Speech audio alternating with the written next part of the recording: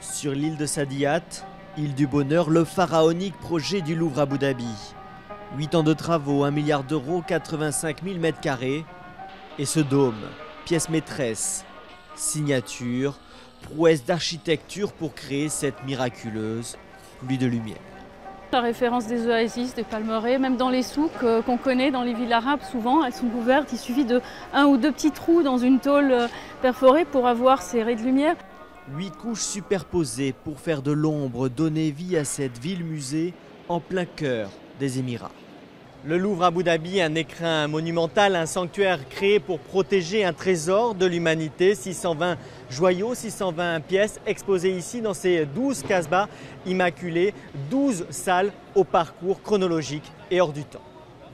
Un musée universaliste, premier du genre dans le monde arabo-musulman, où se mélangent pharaons, statues grecques, romaines, asiatiques, Vierge à l'enfant et Coran, pour mieux comprendre tout ce qui rapproche les civilisations.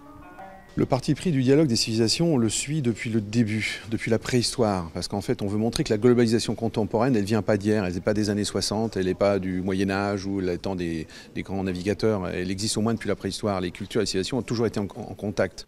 Un musée politique au carrefour du nouveau monde, une Babel moderne, un message de paix dans une région de conflit. Les Émirats veulent un monde plus pacifique, c'est très important pour nous. Et il y a différentes façons d'y œuvrer, notamment via le tourisme et la culture. Et c'est ce que nous faisons avec ce grand projet.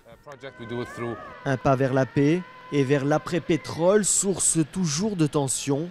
Pour son avenir, Abu Dhabi a donc fait le pari fou de la culture et des devises du tourisme.